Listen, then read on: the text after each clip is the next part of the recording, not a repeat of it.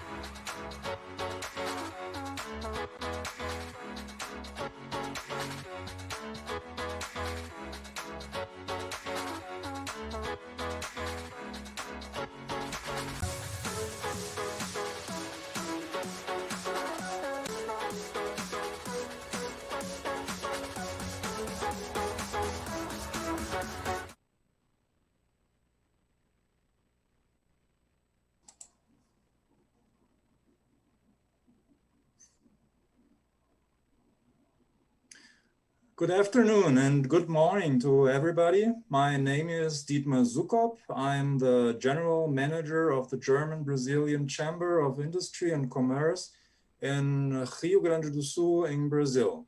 And I'm going to be your host today.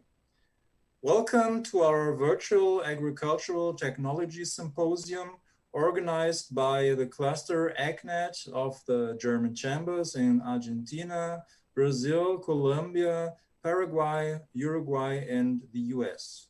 Supported by the Federal Ministry of Economical Affairs and Energy in Germany and sponsored by DB Schenker, BADA Uruguay, and BASF.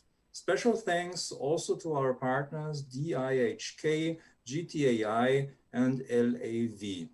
I'm very happy to share the next 1.5 hours with you. Our participants in Germany, and you, our specialists in 6 different markets on the American continent. Today, we will give you an overview of the business opportunities in our countries for German small and medium-sized companies in the food processing industry and in the agribusiness. As well, we will present you our cluster, AgNet, which can help you on market entries and business cooperation with local partners. First, to begin the symposium, I would like to welcome Kamla, Foreign Trade Promotion of the Federal Ministry of Economic Affairs and Energy, for the introduction and to address some words to our audience on behalf of our official supporting institution. Please, Isabel Kamla, it's your turn. Thank you, Mr. Sukop. And thank you very much for the invitation to this kickoff event. As you mentioned, my name is Isabel Kamla, and I'm very excited to be a part of this, and also to welcome you in the name of the Federal Ministry of Economic Affairs and Energy. Of course, I would have loved to travel to South America for this occasion, but nevertheless, I'm very glad that despite the corona pandemic, we are able to have this virtual format, because I think during this time, virtual formats like this one are very important, because we need to keep the international interaction and exchange going on important topics like this one. At the ministry, I work in the Department of Foreign Trade Policy, and I'm specifically responsible for foreign trade promotion. As you may know, in 2019, Germany has again asserted the position of the world's 3rd largest exporter and importer of goods, behind the US and China, and Germany's share of the world trade measured 7.1%. And it is precisely in such export and investment projects that we at the ministry in the field of foreign trade promotion support German companies worldwide, including, of course, in South and North America. An important instrument for this is our very unique and worldwide network of German chambers and chambers of commerce abroad, which offers extensive support services for the primarily German small and medium enterprises in the respective countries. They advise, support, and represent German companies worldwide that want to establish or expand their foreign businesses. Together with the Association of German Chambers of Industry and Commerce, called DIHK, we have the goal to continuously optimize the network of German chambers of commerce abroad and expand its reach. Therefore, the worldwide networking of the chambers of commerce is an important concern for us, which we highly support, also with financial means, and we believe that this way synergy effects can and will be created. The merger of 6 locations for the joint development of a cluster in the field of agribusiness is therefore an interesting project, a very good example of how to efficiently promote the building of networks. So at this point, I would really like to thank the Chambers of Commerce of Argentina, Brazil, Colombia, Paraguay, Uruguay, and the US, and their representatives who are organizing this event for their fruitful cooperation and for making this cluster project possible. I want to say a few words about the cluster project. The digitalization and automation of processes both in agriculture and farming, will play a major role in increasing productivity and ensuring the quality of food. At the same time, the demands on the food industry are growing. Production processes, traceability, sustainability, food safety, as well as environmental and climate compatibility will be at the forefront in order to satisfy the increasing needs of consumers and to meet international trade standards. German SMEs are also making an important contribution to this development and can already offer the relevant know-how and technologies today. That's why it makes sense to actively match these companies with the respective markets.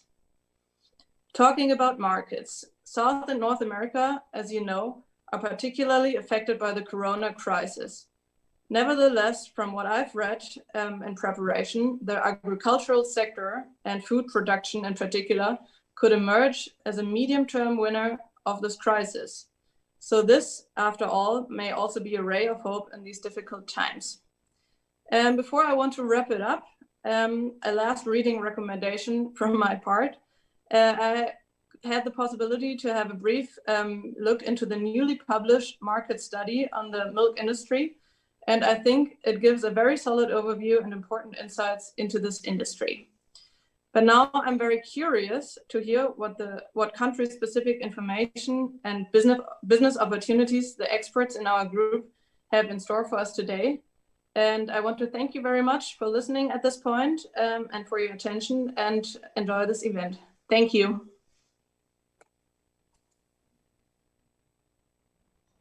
Thank you very much for your introduction, Ms. Kamla. Just to give you the information, our study is already published, but I will talk about this later. I also would like to welcome another important partner for our cluster in Germany. It's the Federal Ministry of Food and Agriculture. And today here with us is Dr. Arthur Ickstadt, Head of International Commodities, Export and Trade Promotion of the Ministry BMEL, who also wants to address some words to our audience. Please, Dr. Ickstadt. Yes, thank you very much, Mr. Zukop. I hope I can be understood. I'm very pleased, okay, fine. I'm very pleased to welcome you on behalf of the Federal Ministry of Food and Agriculture. We appreciated very much the initiative of the mentioned Chamber of Commerce to cooperate and combine their competence within the new network. I think to feed the growing population worldwide, we need to intensify and to optimize the production on fields, on grasslands, and in stables, as well as in the food processing industry. North and South America have all the necessary natural resources to meet that goal. German companies have excellent solutions for the needs of farmers and the food processing industry.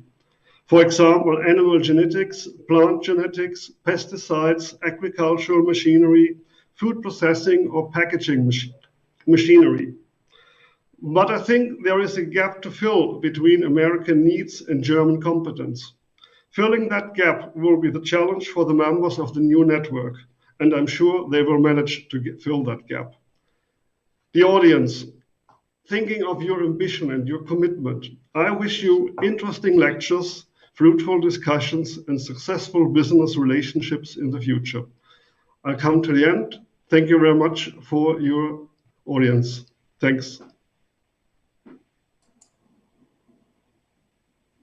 Thank you very much, Dr. Ickstadt. It's a great pleasure to have you here with us. As the second ministry, it's involved in our project, the Ministry of Economic Affairs, and you with the Food and Agricultural Ministry. For our keynote and as an introduction of our main subject today, I am pleased to welcome Mr. Selvaraju Ramazani, Head of Research and Extension Unit of the Food and Agricultural Organization of the United Nations, FAO. Mr. Ramazani is going to talk about the importance of the implementation of the new technologies in the food chain. Mr. Ramazani, please, the floor is yours. Thank you very much, distinguished speakers, participants. As we all know, the food chain in the context of food systems consists of a range of interlinked activities and stakeholders involved in production, processing, value addition, marketing, distribution, and consumption of food. Innovative practices and new technologies are important for ensuring sustainable food systems. Implementation of new technologies are crucial because the world's food systems are currently facing multiple challenges, as we all aware. And these challenges will be even greater in the future. Some of these challenges include food insecurity and malnutrition. The latest state of food insecurity and nutrition in the world, a report estimates that in 2019, almost 690 million people in the world were undernourished. Preliminary projections presented in the report also suggest that the COVID-19 pandemic may lead to an additional 83 to 132 million undernourished people in 2020. Over 2 billion people in the world suffer from micronutrient deficiencies caused largely by a dietary deficiency of vitamins and minerals. Overweight and obesity continue to increase worldwide. In addition to the above scenario, number of other factors are also highlighting the need to implement innovative practices and new technologies. The first one, the most important one, is increasing population. It is projected to reach 8.5 billion in 2030 and 9.7 billion in 2050. The food production has to increase by 60% by 2050 in order to meet the demands of the growing population. On the other hand, globally, around 14% of the food produced is lost between harvest and retail. Significant quantities are also wasted in retail and at the consumption stage. Food loss and waste together amount to major loss of resources, including water, and energy, labor, and capital, and leads to greenhouse gas emissions contributing to climate change. In order to combat the food loss and waste, appropriate new technologies need to be implemented. Climate change and rapidly increasing climate variability affect the food chains through increasing temperatures, changing rainfall pattern, severe droughts, flooding, rising sea levels, etc. Natural resources degradation and other issues such as water scarcity, soil erosion, land degradation, salinization, loss of biodiversity is also contributing to this problem. For the future, demand for food is increasing, but the natural resources upon which agriculture depends, such as land, water, and soil, are increasingly threatened by environmental degradation and climate change. The bottom line with the situation is that we need to transform our food systems so that we produce more food that is also of greater nutritional value, and we do this with less environmental damage.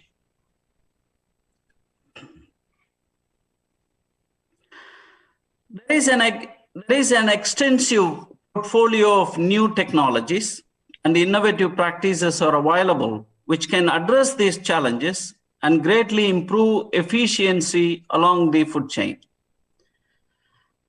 I will give you a brief overview of some of these technologies and areas in which they can be used. The first one is digital technologies.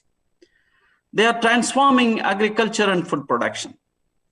The spread of mobile technologies and remote sensing services are improving smallholders' access to information, inputs, markets, increasing production and productivity, streamlining supply chains, and reducing operational costs. However, digitalization of agriculture and the food value chain also provides certain challenges. Issues such as data protection, labor replacement, and the risk of creating a digital divide between economies, sectors, or individuals with differing abilities to adopt new technologies need to be adequately addressed. In agricultural mechanization, sustainable agricultural mechanization covers food production and processing technologies, from simple hand tools to more sophisticated motorized equipments, drones, robots, etc. Similarly, in crop production, there are a wide range of new technologies available that need to be implemented. And these technologies range from practices such as seed selection to general management practices such as sowing, planting, plant protection, irrigation, and harvest. There is a huge potential for harnessing renewable energy exists within the sector, food and agriculture sector. For example, solar water-powered irrigation systems. In the fisheries and aquaculture sector, numerous technologies are used at the post-harvest stage to improve storage, processing, and marketing. Innovative practices such as aquaponics, a bio-integrated system that links aquaculture with hydroponic for vegetable, flower, and herbal production are important. In livestock production and health, a wide range of technologies are being implemented for appropriate feeding, healthcare, and selection of breeds. For example, new vaccines are being developed to reduce antimicrobial use. Nutrition, technologies aim at creating sustainable improvements in diet to prevent malnutrition and diet-related diseases. These include improved methods for processing and preserving of fruits, vegetables, fish, and other animal products, and improving the safety of nutritious food. Also includes biofortification to increase the content of minerals and vitamins in food. In post-harvest and marketing, technologies are used to reduce the costs of preservation, storage, processing, transporting, and marketing of a variety of agriculture products. In addition, biotechnologies can play an important role in all parts of the food value chain. This includes a wide range of low-tech to high-tech approaches that are used in food and agriculture. Low-tech approaches include use of technologies for food fermentation processes, artificial insemination in livestock, and tissue culture crops, etc. High-tech approaches include use of technologies such as genome sequencing of microorganisms for food pathogen identification and gene editing crops for disease resistance, etc. There is a strong demand for co-creation and implementation of new technologies, as we have seen. However, there are already a wide range of existing technologies available which could improve production and consumption along the food chain. Key stakeholders, particularly the farmers who need these technologies, often do not know about them, and access and affordability to these technologies is always limited. So, wider dissemination through multiple channels, including online platforms, need to be enhanced. FAO maintains a number of online portals to share good practices and technologies with members, development practitioners, and farmers. I would would like to point out that while the focus here has been on technology-based innovation, social and organizational innovations affecting the way farmers or other stakeholders in food chain work are also important. For example, establishment of new market structures, such as farmers' markets in urban areas, new business models for farmers' inclusion through e-commerce, etc., new way of working together by various actors, such as agriculture research systems, extension and advisory services, business enterprises, commodity organizations with relevant enabling and policy environment in agricultural innovation system perspective are critical. All of these are important to unleash the potential of technology-based innovation. To conclude, I want to underline two important points. The first one is, it is essential to have efficient and effective research systems which respond to food chain stakeholders' demand, that are able to benefit from national and international partnerships and consider both immediate and long-term needs in food chain. Second, strengthened extension and advisory services, which involve pluralistic actors, including the public and private sector, that can offer a wide range of services to multiple stakeholders, as they are increasingly part of food chains or food value chains that extend from food production to consumption. I thank you very much for your attention.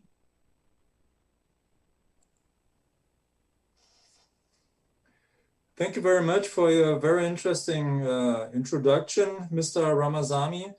Really, we have all the same goals, right? All of the countries, they want to feed the world with sustainable and with safe food products. So we have on the one side the countries who can offer the technology to do so, and on the other side we have the countries with the natural resources and the possibilities to grow agricultural products and to produce food for the whole world. That's why we organized also this event today, and I'm happy to share these moments with you. Before I hand over now to our guests and specialists from Argentina, Brazil, Colombia, Paraguay, Uruguay, and the US, I would like to give you a short introduction on our AgNet cluster.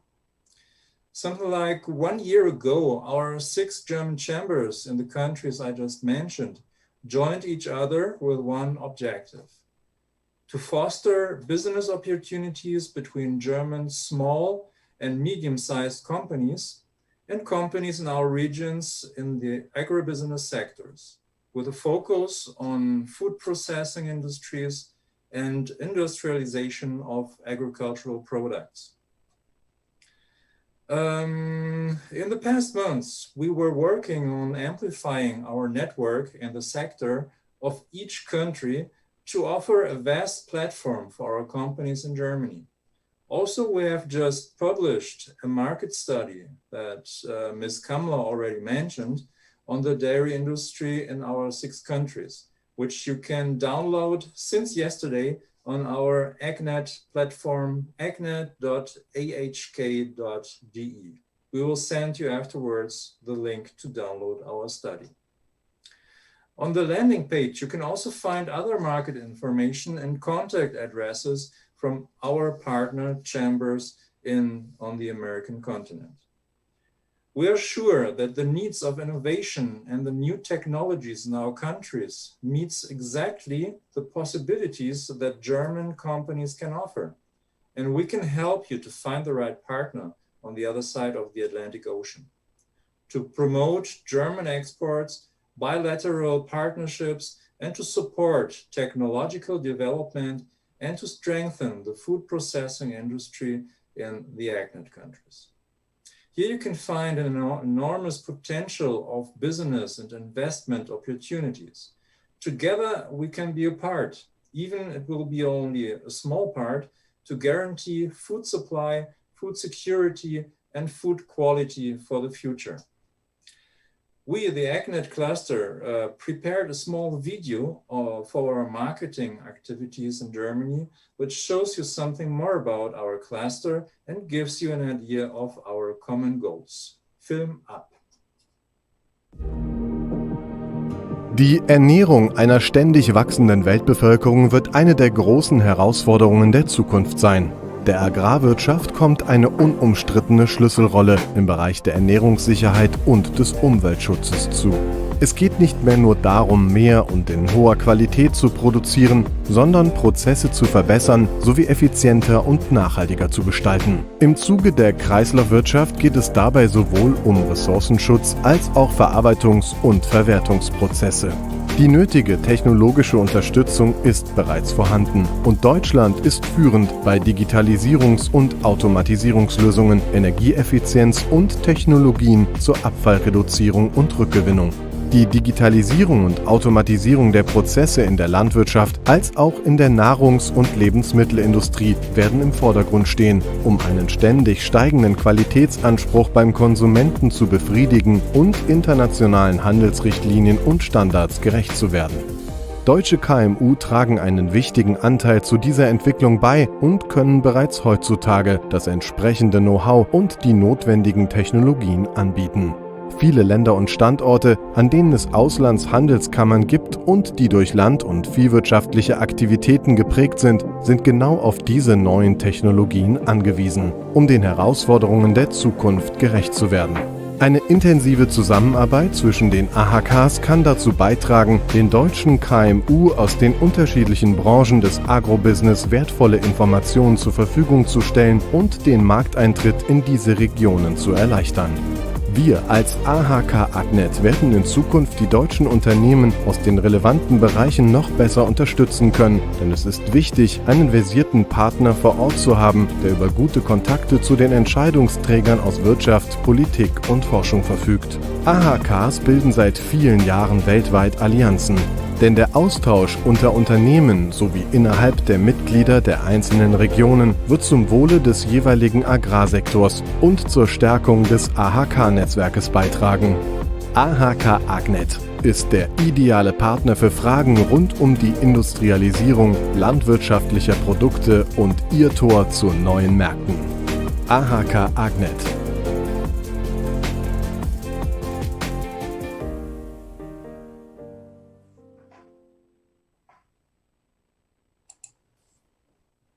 Thank you very much. So this is just a short overview of what we can do for you, and I'm very happy to attend you in special requests, and our colleagues from the partner chambers will also be available for you if you want to get into our markets and do business with our companies. Unfortunately, in the time of COVID-19, we can't meet you personally. On the other hand, with a virtual event, we have the chance to gather specialists of the different countries, thousands of miles away, to give you an overview of the business opportunities in our region. Thank you very much for joining us today. Unfortunately, our partner from the DIHK in Berlin, Dr. Mark Heinzel, astronaut in our program, wasn't able to be with us today. That's why I'm going to lead you through the presentations. Okay, so let's pass to our specialists and to the point that really matters for our German companies. Even if we have just a short time together with you today, we would like to give you a brief ideas of what you can expect in our markets. First, let me introduce from the United States of America, Mr. Tom Coyle, Director of Sales North America of Wittenstein, North America, a German company with focus on customized products, systems, and solutions for highly dynamic motion, precise positioning, and smart networking for electromechanical driven technology. Of course, as a supplier, also familiar with the food processing market in the US. Please, Mr. Tom Coyle. Good morning from Chicago. My name is Tom Coyle, however, I'm virtually sitting in front of our state-of-the-art innovation factory at our global headquarters in Harthausen, Germany, which is about 110 kilometers north of Stuttgart, the machine tool capital of the world. I appreciate the introduction, Dietmar. And yes, I would just like to reiterate what we do at Wittgenstein. We develop the most advanced mechatronic systems, servo actuators, servo motors, and servo gearheads in the world.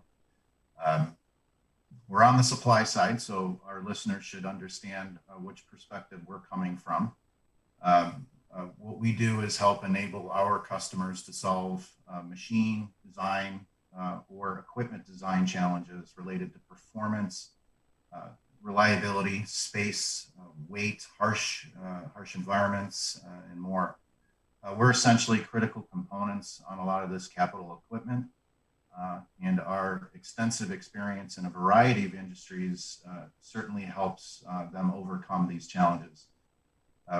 We're presently active in really anywhere that's motion control or anyone's applying motion control, and specifically machine tools, drives automotive, and also machines that cut parts for ag equipment, from aerospace to entertainment, packaging, medical, robotics, food processing, and of course the topic, both ag and food processing today.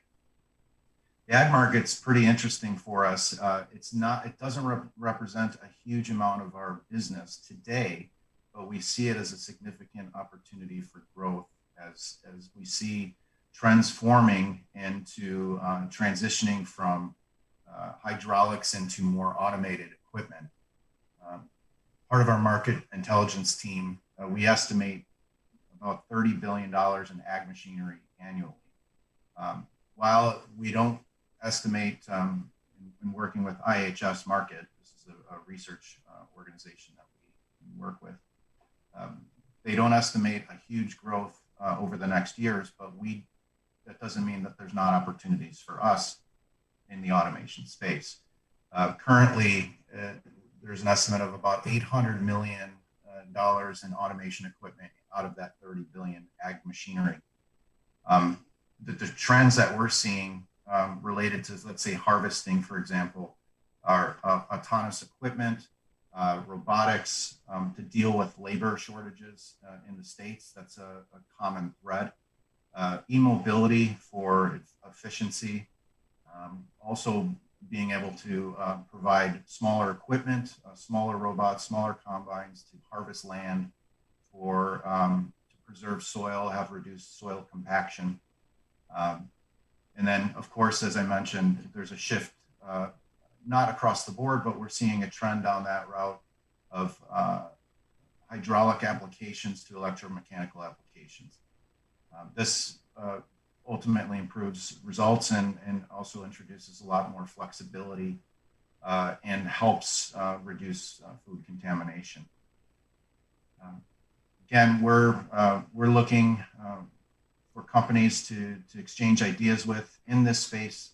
But I will say to the listeners who are, I assume, are primarily German companies, what's the opportunity for you if you're considering moving and entering into the North American market?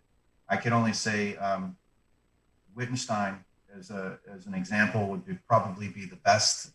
Dr. Manfred Wittgenstein developed the company, the first servo planetary gearbox in the early 80s. We established presence in the early 90s in the States, and it's really been just a great ride since then. I mean, we've helped so many companies maximize the performance and the reliability of their equipment. And I know, being to Germany many times, that this is I'd say the engineering capital of the world. So if you have innovative ideas that can approach into ag and food processing, for that matter, I encourage you to branch out. The North American market's the largest economy in the world. It's very consumer driven. about 70% is consumed. So many imports, and companies are extremely receptive to innovative companies who want to better their machinery. First steps into doing that, obviously, when we get out of this COVID crisis, certainly trade shows are a great arena to get into and to see what's going on in the market and develop leads as a first step. We only have a few minutes, so I encourage you, if you have any questions, you can connect with me offline. And I thank you and the AgNet for allowing me to participate in this panel. Have a great day.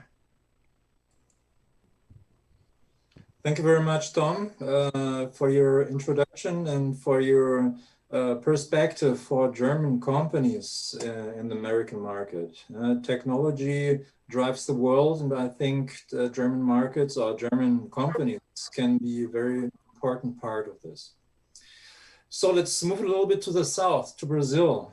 Warm welcome to Mr. Wagner Beskov, Managing Partner of Transponder Research, Training and Consultancy in Agribusiness, specialized on the complete chain of dairy products from the cow to the final products in the supermarket shelf. Tell us something about the potential of Brazil, of the Brazilian milk industry, please, Mr. Beskov. Thank you, Dietmar. Good afternoon, ladies and gentlemen. It's a pleasure to have this opportunity to talk to you about Brazil with the focus on the Brazilian dairy industry. In this brief time, I would like to give you a whole idea of how it's formed and some opportunities that we see as consultants to the dairy industry. The milk is produced primarily in the southeast and in the south, produced and processed, with only two exceptions. One state in the central region, Goiás, and one state in the northeast, Ceará. But it's mostly in the southeast and south. And the south is the region that is growing most in the last 10 years. Brazil is a 212 million people country, who have been consuming between 145, 175 kilograms of milk equivalent per person per year, per capita consumption. We produced an average of 32.8 billion liters of milk per year. This is not much for the size of the country, but it's a lot more than what New Zealand produces as the largest export country. The main products are the UHT milk. UHT is important in Brazil because of the distances and logistics. So pasteurized milk is only found in some areas close to the dairy plants. Cheese, milk powder, both whole milk powder and skim milk powder. These three are the main bulk of milk produced and processed and sold. Followed by yogurts. Milk beverages are a growing trend. Brazil has innovated using what used to be a waste product, which is the milk whey, derived from the cheese industry. This was a pollutant in the past. Then we came up with, the whole world came up with drying the milk, and now Brazil produces a beverage that is very similar to yogurt. Some consumers cannot differentiate a milk beverage made out of whey and a true yogurt. Then cream, butter, condensed milk is very important, especially for export, and caramels as well, made out of milk. There is a still very small market, a niche market for organic products. It's a growing niche, but it's still very, very small. However, nutraceuticals such as whey protein-based products are growing very fast, and lactose-free as well. We see a very clear drive for technology investments in dairy plants in Brazil, and we do not detect any internal barriers to these kind of investments. Actually, labor is very expensive in Brazil. If you convert our salaries or the labor cost into euro or US dollars, you might find that very cheap. However, for our reality, it is a major cost. So everyone, every employer, every factory is always looking for a means of maximizing and improving efficiency of the plant. And there are no real legal or cultural barriers against automatizing the several processes within the factory. We have dairy plants that range from very, very small to huge plants, and some of them are very old, which is actually an opportunity for investment. Some of them are brand new. We do already have a reasonably good degree of automation, but there is plenty of ground there to be covered. We would suggest that any products that are offered in the Brazilian market, they do come with Brazilian Portuguese manuals and translations and inscriptions. English will work sometimes, but there will be barriers if the staff do not see them spelled out in Brazilian Portuguese. The proposed solutions need to take into account the challenges we have here, such as sometimes unreliable power supply, internet reliability. They are not the European standards, although they work very well. I don't think we are too bad in that sense, but it needs to be taken into account by your technicians. Our staff, they learn a lot. They can be very reliant, but their basic knowledge when they start is not comparable to what you are used to in Europe. We are going towards a fully automated dairy plant. I think that would be the dream of any manager. I think we understand this is just a matter of time.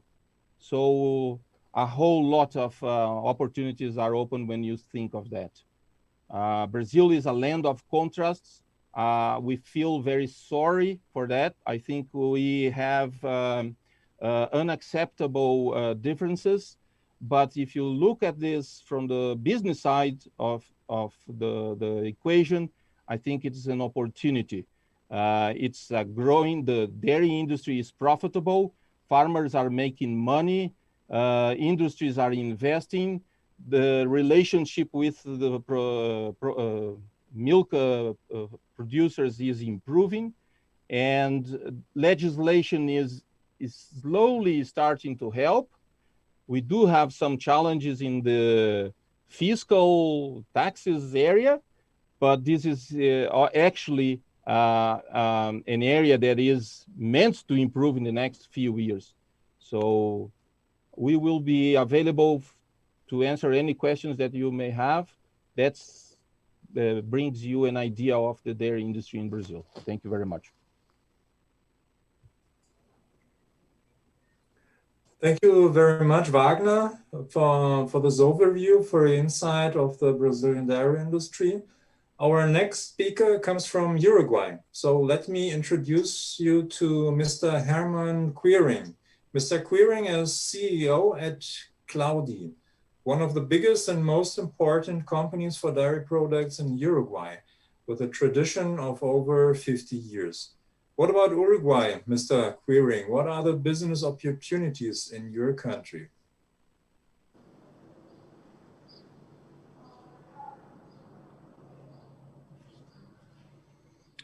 Hi, everybody. Nice to meet you and nice to be in this meeting. It's interesting with the COVID time. We can meet everywhere, and that is interesting. We can share our experience. Like Wagner spoke, we have many things in common with Brazil and with Argentina about production and all the things.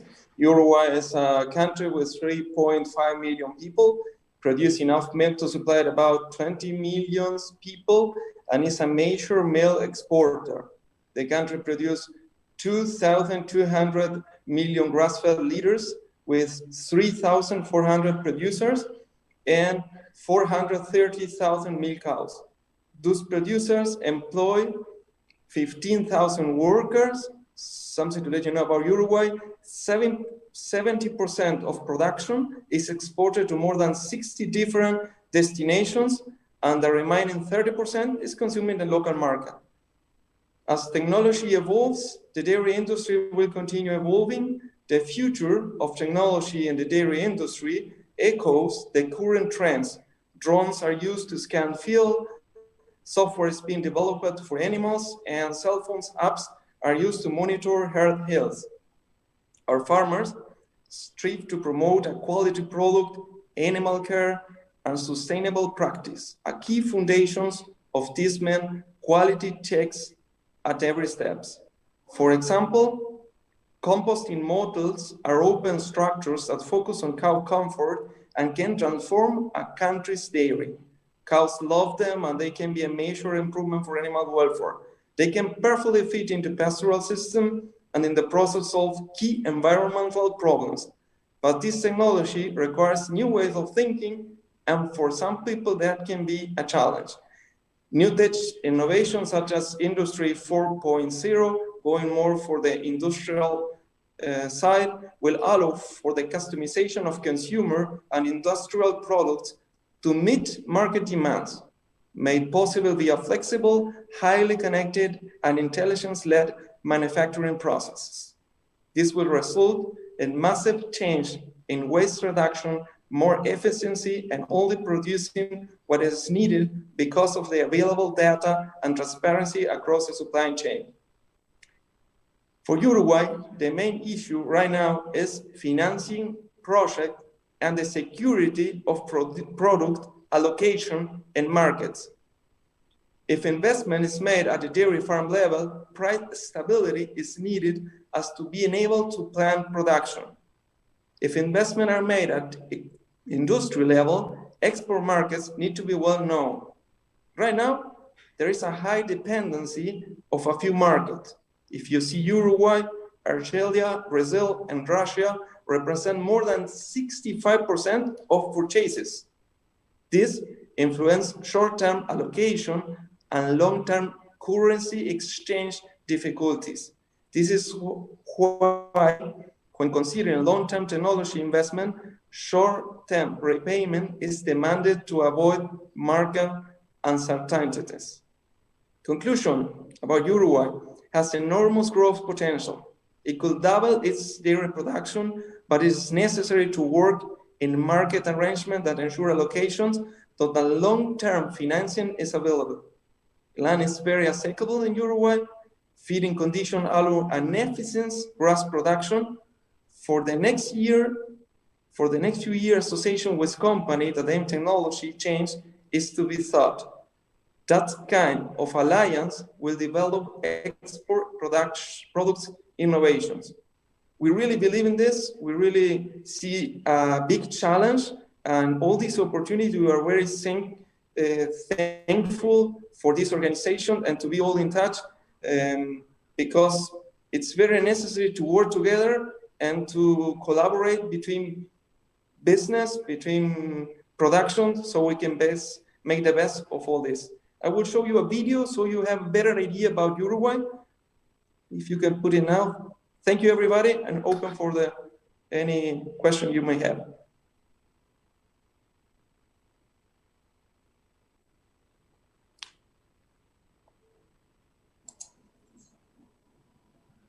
Thank you very much, Herman. I don't know if the video is going to play.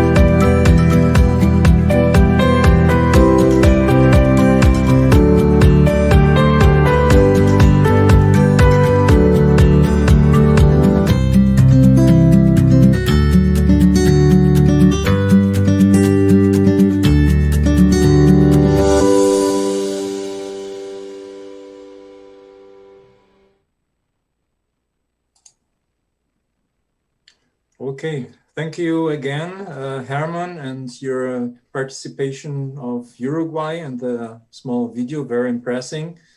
From Uruguay across the Rio de la Plata to Argentina, I am happy to present you to Mrs. Jordana Carvalho, Corporate Manager of Sustainability and Industrial Security at Unilever Southern Cone and President of Environmental Affairs of COPAL, the umbrella organization of the Argentinian food industry.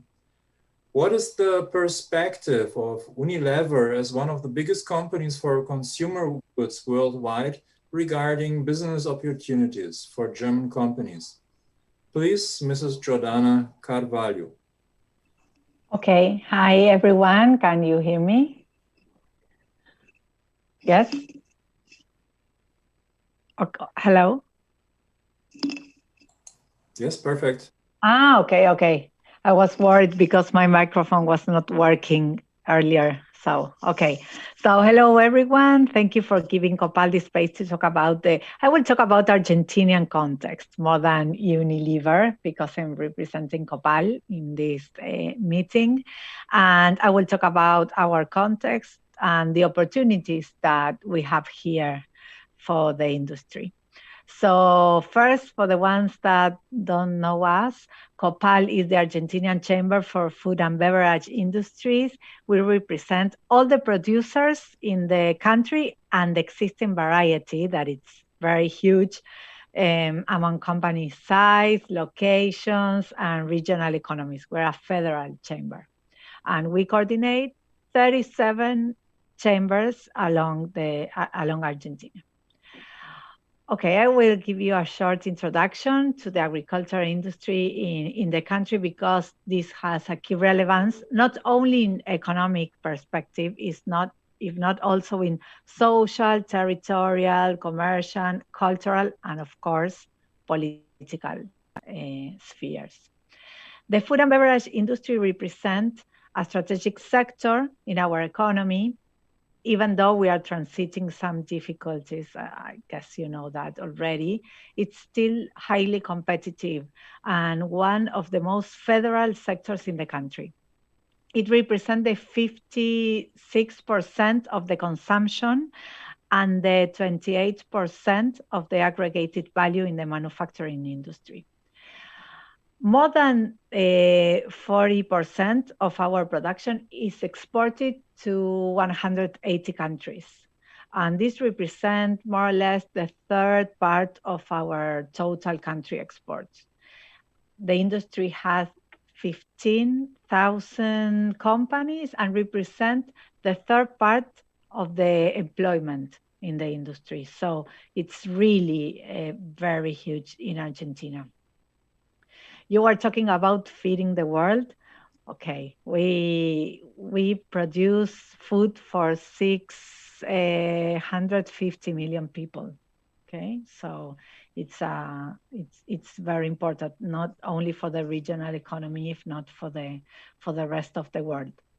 If we take a deep dive into the sector, we will find that only the 3% are big companies. Yes, I know I represent Unilever. We are very little amount of big companies in the country, in the food sector. 7% are medium companies, 29% small companies, and 61% micro companies. So when we think about leveraging industries, we are basically saying that we need to engage these 97% of medium and small companies. And even though in COPAL we have many programs and alliances to enhance food and beverage production, because we work together with chambers in the sector, with local governments, with international agencies, we know that there are many opportunities to close gaps and to make the industry more competitive and sustainable, and of course, reduce the food losses. And we want also to expand the exportations. But which are the barriers that we find in this sector? you already mentioned that. I think that in Latin America, we have the same issue, but one of the issues is technology. We need smarter and greener technology. For example, to have a better use of energy and to reduce food waste. We know that in countries like Argentina, the big amount of food waste is in the production sector, not so much in the consumers, but yes, in the production. So that is a challenge that we have. We have barriers also sometimes with the regulatory framework, of course, with financial tools. And of course, for emerging countries, we have resource efficiency as a key issue. I think Colombia already spoke about water scarcity. Maybe you know, but Latin America have the third part of the resources in the world. So the use of soil and water is critical, not only for the region, if not for everyone. We have established different objectives from COPAL to help industry, like promote and encourage the development of innovative technologies, facilitate the adoption of technologies throughout the food value chain, increase investments in sustainable and resilient rural infrastructure, promote incentives for circular economy, and encourage investment in all the value chain, like storage, distribution, operations, even in telecommunications. No? But for this, we need to work in different areas. We need to identify gaps. This is the first thing that we need to do. Identify gaps among the sectors, have the adequate tools for this gap analysis, and we need expertise to find critical issues along the chain value. We need also to deploy and promote financial tools, facilitate cooperation with foreign agencies and companies. So thank you for this space, because I think that this is very, very useful for this objective that we have, and work towards regulatory coherence at national and also a regional level. So here I am with Uruguay, with Brazil. We are talking about Mercosur. Okay, so we need to work on that too. And for us, there is a very important issue that I want to bring here. That is, when we made the research like 2 years ago, we found out that one of the main barriers we have was that the smaller industries didn't have the adequate knowledge or human resources, skills, for example, and training to use tools for a correct management system. So it's important for us also to bring that topic, because of course we are talking about technology, we are talking about being more efficient, but if we don't have the correct persons trained and with the skills that we need to make this change, it will be really very difficult to close these gaps. So, okay, this was a very short brief of the Argentinian context and needs, and please feel free to ask any questions if you want.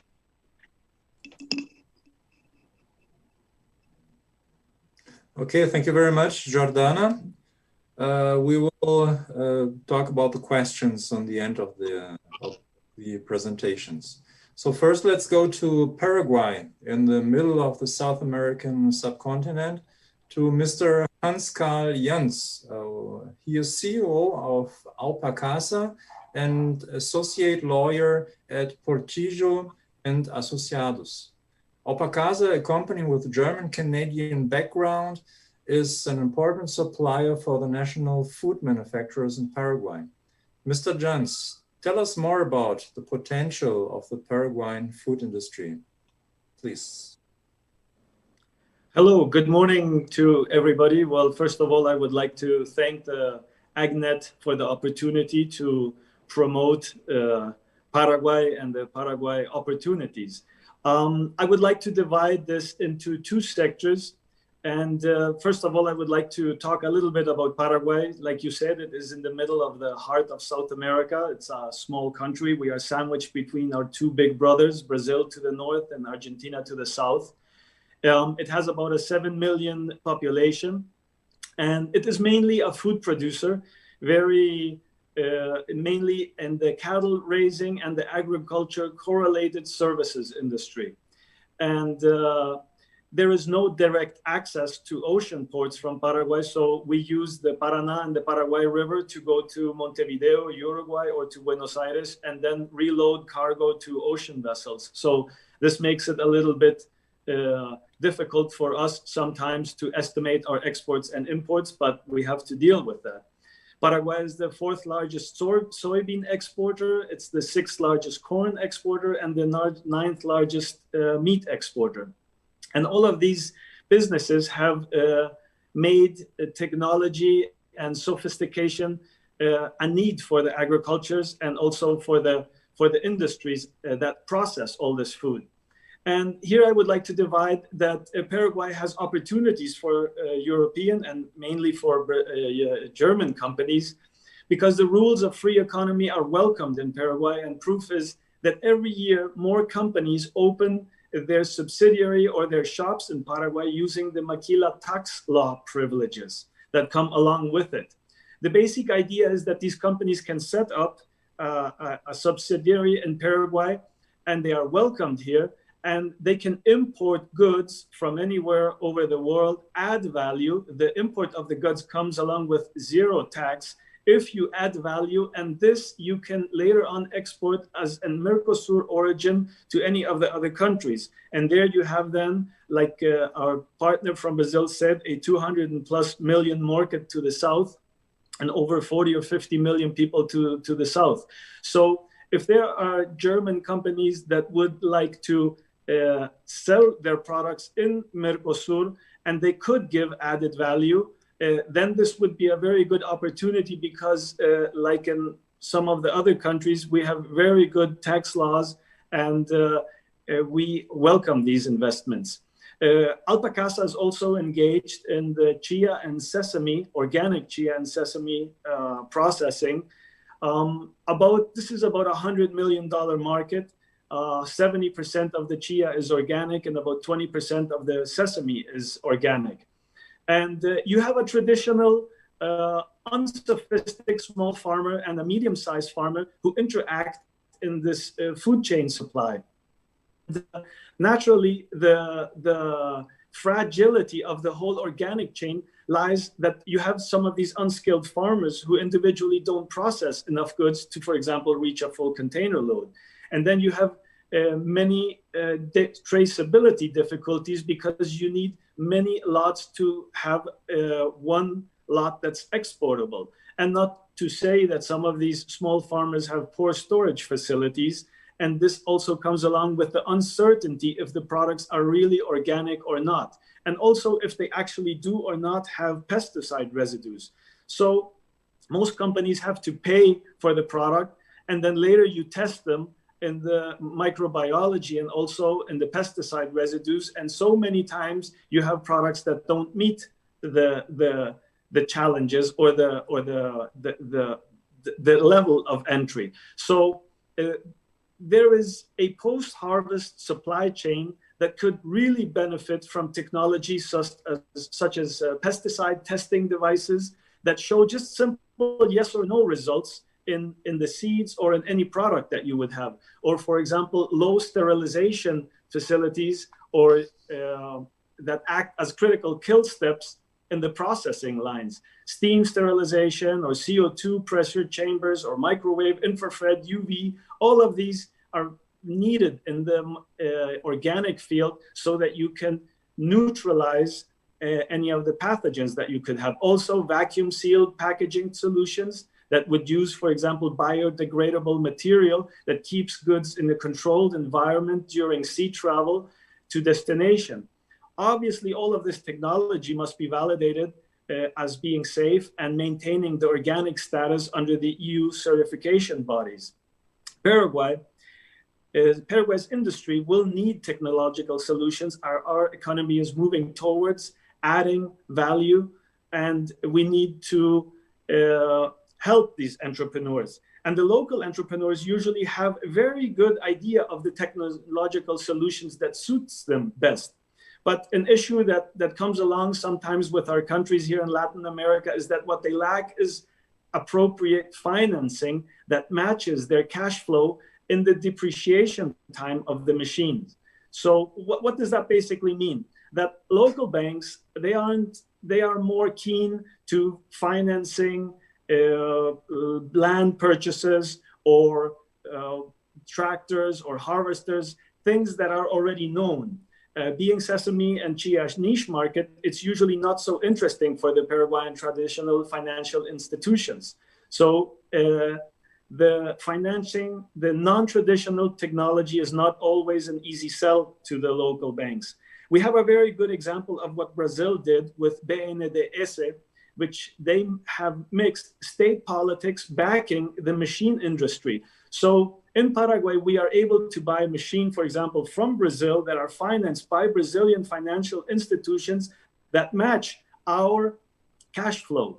And this is something really interesting. And I want to leave with that thought that the real success of technology transfer of any kind from Germany or anywhere in the world to manufacturers of medium, small, or even big size in Latin American end users is if it comes with the right international or local financing that matches this cash flow in each individual sector involved. If you don't have that, then it's very difficult because it's difficult to get a 2-year loan, let's say as raw material purchases, and then use that as a machine investment. You will not get in a short time the return of your investment. So I would like to thank again the AgNet for the opportunity, and any questions, feel free later to make them and we will gladly answer them. Thank you very much. Thank you very much, Hans Karl. It was very good to hear you and for your opportunities that you saw for German companies. Very nice, very good. Last but not least, we have the pleasure to welcome our specialist from Colombia, Mr. Carlos Lopez Munoz. Mr. Munoz is Business Development Manager at the Medellin Chamber of Commerce. What kind of business can you develop for German companies in the sector of food processing in Colombia, Mr. Munoz?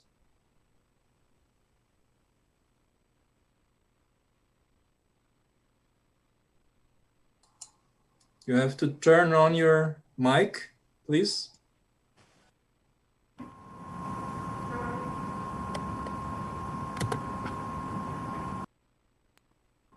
Hey, do you hear me? Yes. Okay. Thank you. I'm sorry for the. Thanks for the invitation and thanks for the opportunity to share with all you our perspective from in Colombia regarding the agricultural opportunities of investment. In my case, I would like to share the dairy opportunities. In specific, the milk sector is one of the most growing sector that we have promoting here, at least in our region in Antioquia. We have we are a sector who is transforming the activity and the process if we compare with how we did it before. Maybe the last 5 or I'm sorry, maybe the last 10 years we have been promoting a new strategy to promote the transformation of the way we do our things in the daily process, in the daily sector. I'm sorry. In Colombia, we have a total production of around 22 million of liters per day of milk, which means that is a very huge amount of milk if we compare with other countries in the region, in the South American regions. But this has been a very traditional production we usually use this production to attend the local demand, and we have no so much experience in exporting. Exportations has not in the history is not common. What I mean with this is that maybe the last 5-7 years we have been learning and we have been adequating our supply, our products, and our process to be able to export. So what we export now, mostly most of our exportation is with the powder milk or milk powder and creams, but most of them are in the for the local product for the local consumptions. Our challenge in the sector, in the specific in the dairy production or in the dairy sector, is the technology. We have been learning and we have been implementing some technologies. We have been implementing some good practices regarding the technology fields, but what we want to do is to improve the good practices. We need our challenge is to adopt the technology to be more competitive our programs, to be more to do more competitive our process, at least of the production or the transformation, the meal to the other products. We have been developing some abilities or capabilities in our businesses regarding to the creation of new products, the innovation and the develop of new ways to produce. It means we are focused on the sophistication of the sector. We are focused on the sophistication of the ways we do the things, and we would like to compete in regarding that field. Other things that are our challenge is the environmental practices.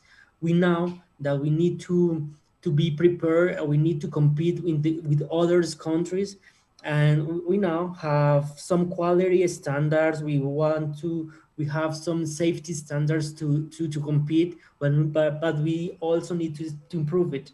We need to create a culture of doing in a very good way at the productions regarding the environmental impact, and in the way to achieve or receive certification that allow us to export our products to other countries. And in the last one is the associativity. Associativity is a very good challenge. It's a very high challenge for us. The agriculture in our country needs to improve the practice in regarding the associativity. The integration of the whole change needs to be more prepared and needs to be more organizing in terms of the articulation for the add value. So that will be very challenging for us. But in the other side, we are ready to meet a lot of needs in the emerging trends. You know, we have, for example, new ways to consumption regarding, for example, the health, nutrition, and we are ready to attend that needs. We have production, we have products, we have new products, for example, functional products based on milk, who help or can attend the needs of the new trends in the world.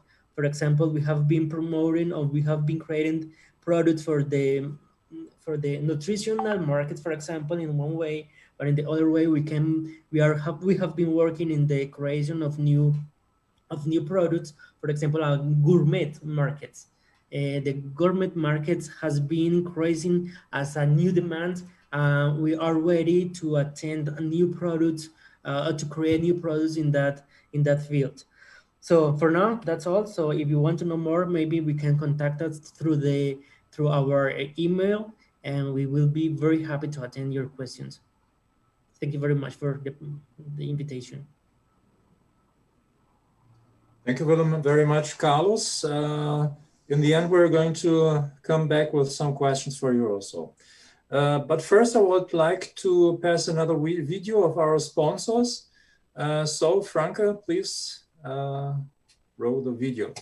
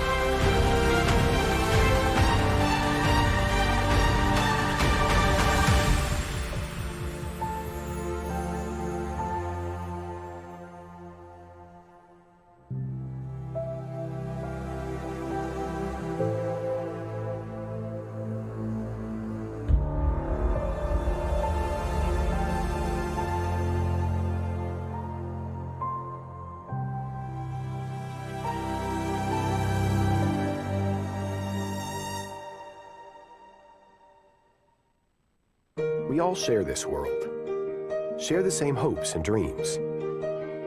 You dream of a future that respects the environment. We work on electric car batteries that last longer, create catalytic technologies that help make the air cleaner, and find ways of making cities use less energy. You keep wishing, we'll keep innovating. It's why we're optimistic about the future. BASF, we create chemistry. Okay, thank you very much for our sponsors, and thank you very much also for the Ministry of Economical Affairs and Energy in Germany and the Ministry of Food and Agriculture also in Germany. So let's start with the questions. So we heard a lot of the needs of automatization, increasing productivity, and food security. What about green technologies? So do you see an increasing tendency towards the incorporation of greener technologies in the food industry, or is this only taking place among the international companies? And what is missing in order for the SME to take a step forward? I would like to give the question to Jordana of Argentina. Green technologies. Okay, there is a trend to incorporate green technology, especially where the resource efficiency is directly linked to savings. Of course, that for bigger companies or multinational companies, this is easier because these companies have global challenges, have more resources. But for small companies, sometimes the issue is that they don't incorporate greener technology because they don't really know that they have a good payback. That project is a project that that gives them an advantage. So I think, and again, talking about that, the people maybe needs the information and the knowledge enough to evaluate this kind of technology. I think that is the barrier that we find in Argentina. Okay, thank you very much, Jordana. What do you think, Tom? Is there a place for greener technology also in small and medium-sized enterprises, or only the big ones can offer to adapt their production? I think there's absolutely room for new green technology, especially in, I think that's what automation brings. More efficiency, more production, less waste. And I think most certainly that the States, specifically North America, is open to that. Yep. Okay, thank you very much. One question to Wagner. We know that there's a very big need in Brazil of some technologies and some systems of automatization. What do you think? How the companies perceive Germany suppliers as technical providers for these products? Do you think German providers have a big chance in Brazil? Well, they have a real chance. Germany products and services are seen as high quality, lasting products. And that's, we all know, is a very good characteristic, but it's also a challenge for the companies to sell, because Brazilians are very much, I think Latin Americans in general, are very much short-sighted in terms of planning. They tend to see more the cost than the benefit. So it's an extra challenge for the seller to show the real benefits, how a solution can become actually cheaper if it lasts a lot more reliable. I think any proposal here needs to take this cultural thing into account. But actually, the German products are very much respected. I would like to ask the same question to Herman, because we're neighbors here, Rio Grande do Sul, Uruguay. So we have almost the same or very similar culture. What do you think, if is Uruguay open to receive German technologies? And what's the challenge to get German technologies to Uruguay? Thank you, Dietmar. I will say the same as Wagner in Brazil. We are a German company from immigrants. We have 55 years here, so we make our best effort to use always German technology, and for Uruguay's best options. The only thing is to see it in a wide manner, so you can find the right time for the financial. If you can find in the short term the enough money to make that investment, everybody's going to choose the German company because they trust it. But many times, if you cannot be assured of a long term that you can put your product in somewhere, you need to take a deep look on the money exchange and many other things that you think, oh, let's take a look deeper and don't do it now. Perhaps you need to choose cheaper technology. But we need to think in the way that Salvarashu was challenging all of us. We need to work together to find the right time and the right place, because we are very open and to implement the high technology, the industry 4.0 that Germany is at the top of all the things. We need it, and we will be better doing our green work and taking the best of our capacity. And that is the real challenge. We like it, We need it. We need to work together to find out and to do it all together. For that reason, this is the best way that you organize all this and you put all us together to make this happen. So it's great to be here. It's great to share all this. Thank you, Dietmar. Thank you very much, Herman. Yeah, I think we have a big challenge to get the right technology to the right market. And I'm sure that the German industry can contribute a lot with our markets. More or less in the same direction, Karl-Jans, question for you. What do you think would be the better way for a German company to establish themselves as a sales organization in your country, in Paraguay, or just to export from Germany the goods to Uruguay? What do you think is the best way? Nice question. Yes, well, thank you. Can you hear me? Hello? Yeah, okay. Yeah, okay. I'm sorry. No, when I was talking about opening an office, I wasn't meaning about sell equipment in Paraguay. That was if one wanted to penetrate the larger markets of the Mercosur and giving added value to, for example, assemble equipment in Paraguay. That would be one way, you know, if one wanted to go into the Mercosur market. If it is regarding about the value of the German machinery in Paraguay, of course, like everybody else said, it is very high regarded and it is undisputed, and it always needs to make financial sense. And that is the real challenge, that sometimes entrepreneurs or business people, they need to find the right financing because you sometimes have the same type of equipment from Asian origin that has maybe 10 or 20% of the value. Of course, there's lots of uncertainty behind the results of the equipment.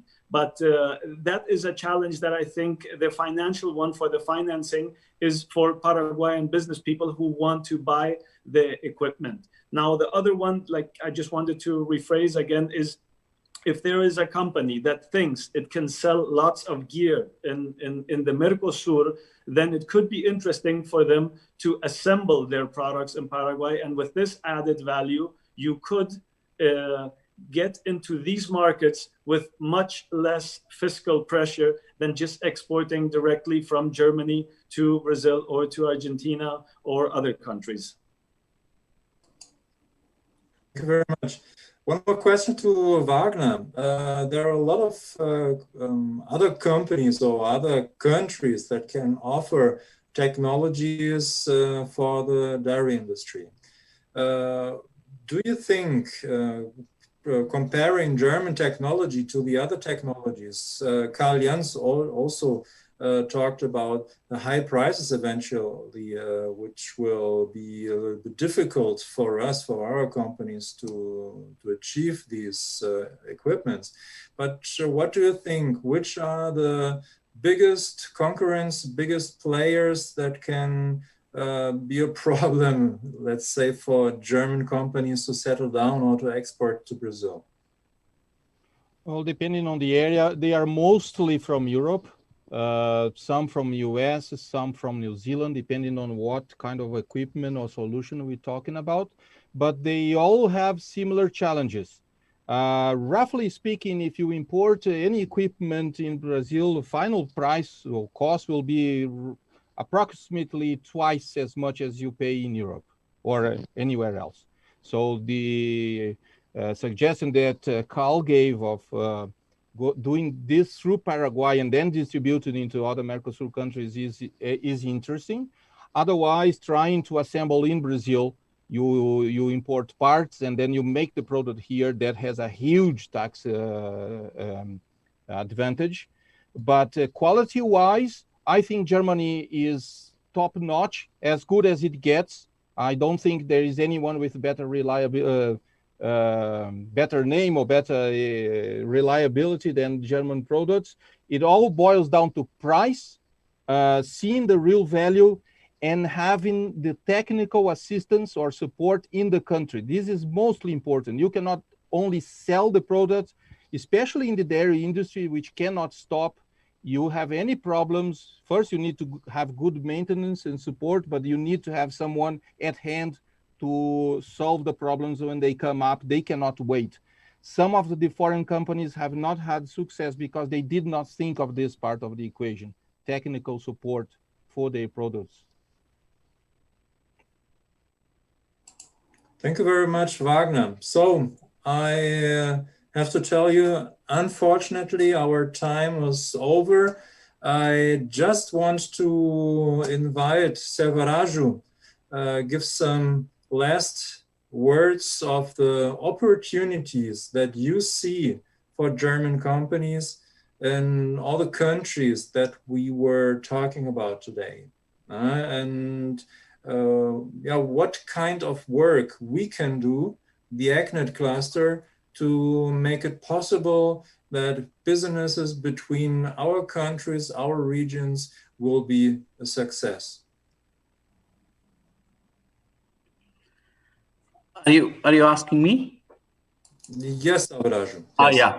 Yeah. Thank you very much. But as it was already highlighted by several of the speakers, so I would like to highlight one of the specific point that focuses on access to appropriate innovation and technology and advisory services for the farmers is vital element in transforming agriculture and food systems and achieving the sustainable development goals. Can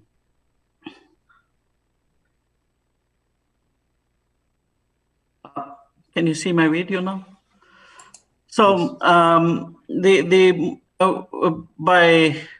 to facilitate this access, the most important aspect that we see is the co-creation of knowledge, co-creation of the technology itself. So to what extent these technologies and the usability of these technologies can reach out to the users? It can be at many different levels. It can be from the companies, or it can be small businesses, or it can also be farmers who are involved in different stages of the value chain, production, post-harvest processing, marketing, and also consumption, etc. So co-creation of these technologies, depending on the need of the stakeholders, is extremely important. Of course, when we look at the stability and also financial effectiveness or profitability of these technologies, which all depend on the need of these technologies by the end users. The other part I would like to highlight is the key challenge around access to innovation and information and technologies, or availability, affordability, and relevancy. Of course, I touched already the relevancy. Affordability is also important because especially when we want to, I'm focusing on the smallholder farmers. Suppose if we want to promote certain technologies at the smallholder farmers level, as they are highly vulnerable to food insecurity and also problems associated with food production and processing, marketing, and consumption, etc. So affordability and relevancy of these technologies are very, very important.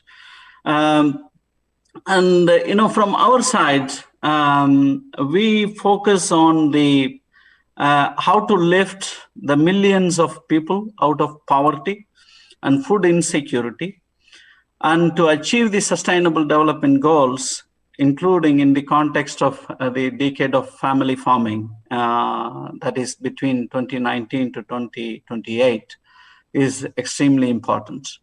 So achieving zero hunger, it is possible only by engagement of various actors, including the private sector, and also development and co-creation of the technologies and proper use of these technologies and in a context-specific situations. So in that way, I think there are several actors, and all of them, including public sector, private sector, business enterprises, farmers organizations, and also the enabling environment that promotes the development and use of these technologies at the field level or at the consumer level is extremely important. So I think this is some of the key messages from my end. We can't say exactly what type of demand from the German companies, but in the nutshell, in summary, these are some of the take-home messages that I would like to highlight. Okay, Mr. Hamazami, thank you very much for your closing remark. I want to thank everybody who took part of our symposium today, the 6 specialists from the 6 countries, Tom, Wagner, Hermann, Jordana, Hans, and Carlos. Thank you very much. Thank you very much also, Mr. Ramazani from FAO, for your participation. And special thanks also to Germany, to Isabel Kamla and Arthur Ickstadt for their participation. And special thanks also to Franca from the chamber in Montevideo, Uruguay, who organized this meeting today. So very, very good. Congratulations for the perfect organization. And if you have any question, your specialists, all of the participants in this morning or in this afternoon there in Europe of our ACNET cluster, all of our partners here, of our specialists, you can contact us, you can contact the ACNET cluster. I told you already the landing page, it's acnet.ahk.de, where you can find all the contact addresses and also the market study, where you can get some more information of our markets here in the American continent. So hopefully we will see each other again personally, maybe in an event in Germany or in some of your countries, to look in your eyes, to shake your hands, and not only see a face on this window or on the screen of your monitor. So thank you very much for your participation. Have a nice day and have very much success in your business and in your company. Bye-bye. Die Ernährung einer ständig wachsenden Weltbevölkerung wird eine der großen Herausforderungen der Zukunft sein. Der Agrarwirtschaft kommt eine unumstrittene Schlüsselrolle im Bereich der Ernährungssicherheit und des Umweltschutzes zu. Es geht nicht mehr nur darum, mehr und in hoher Qualität zu produzieren, sondern Prozesse zu verbessern sowie effizienter und nachhaltiger zu gestalten. Im Zuge der Kreislaufwirtschaft geht es dabei sowohl um Ressourcenschutz als auch Verarbeitungs- und Verwertungsprozesse. Die nötige technologische Unterstützung ist bereits vorhanden und Deutschland ist führend bei Digitalisierungs- und Automatisierungslösungen, Energieeffizienz und Technologien zur Abfallreduzierung und Rückgewinnung. Die Digitalisierung und Automatisierung der Prozesse in der Landwirtschaft als auch in der Nahrungs- und Lebensmittelindustrie werden im Vordergrund stehen, um einen ständig steigenden Qualitätsanspruch beim Konsumenten zu befriedigen und internationalen Handelsrichtlinien und Standards gerecht zu werden. Deutsche KMU tragen einen wichtigen Anteil zu dieser Entwicklung bei und können bereits heutzutage das entsprechende Know-how und die notwendigen Technologien anbieten. Viele Länder und Standorte, an denen es Auslandshandelskammern gibt und die durch land- und viehwirtschaftliche Aktivitäten geprägt sind, sind genau auf diese neuen Technologien angewiesen, um den Herausforderungen der Zukunft gerecht zu werden. Eine intensive Zusammenarbeit zwischen den AHKs kann dazu beitragen, den deutschen KMU aus den unterschiedlichen Branchen des Agrobusiness wertvolle Informationen zur Verfügung zu stellen und den Markteintritt in diese Regionen zu erleichtern. Wir als AHK AgNet werden in Zukunft die deutschen Unternehmen aus den relevanten Bereichen noch besser unterstützen können, denn es ist wichtig, einen versierten Partner vor Ort zu haben, der über gute Kontakte zu den Entscheidungsträgern aus Wirtschaft, Politik und Forschung verfügt. AHKs bilden seit vielen Jahren weltweit Allianzen. Denn der Austausch unter Unternehmen sowie innerhalb der Mitglieder der einzelnen Regionen wird zum Wohle des jeweiligen Agrarsektors und zur Stärkung des AHK-Netzwerkes beitragen. AHK AgNet ist der ideale Partner für Fragen rund um die Industrialisierung landwirtschaftlicher Produkte und ihr Tor zu neuen Märkten. AHK AgNet.